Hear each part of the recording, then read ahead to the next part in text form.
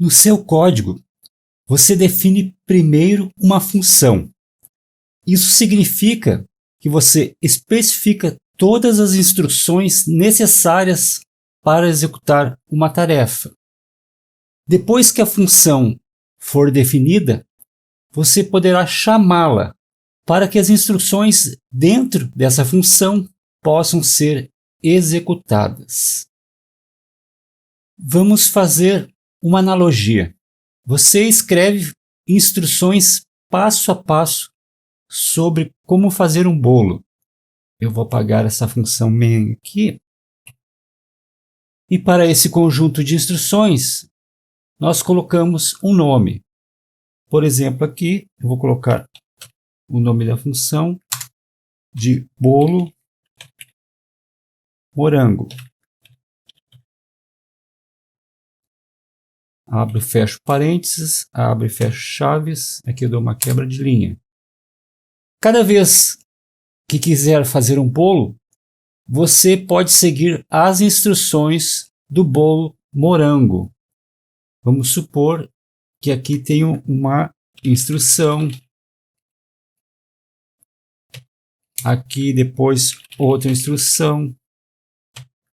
E aqui outra instrução. E se eu quiser fazer 3 bolos, aí eu preciso executar as instruções do bolo de morango 3 vezes. O primeiro passo é dar um nome. Depois, definir as etapas, que é considerado definir a função. Em seguida, você pode consultar as etapas sempre que desejar que elas sejam executadas, o que é considerado uma chamada de função. Você também poderá ouvir a frase alternativa declarar uma função. As palavras declarar e definir podem ser usadas alternadamente e têm o mesmo significado.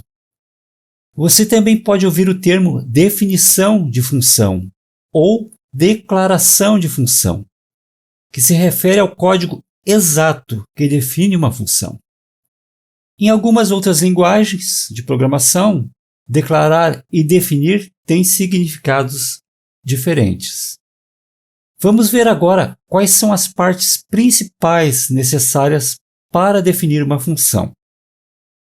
A função precisa de um nome para que você possa chamá-la mais tarde. A função também pode exigir algumas entradas ou informações que precisam ser fornecidas quando a função é chamada. A função usa essas entradas para cumprir o seu propósito. A solicitação de entradas é opcional e algumas funções não exigem entradas. A função também possui um corpo que contém as instruções para realizar a tarefa.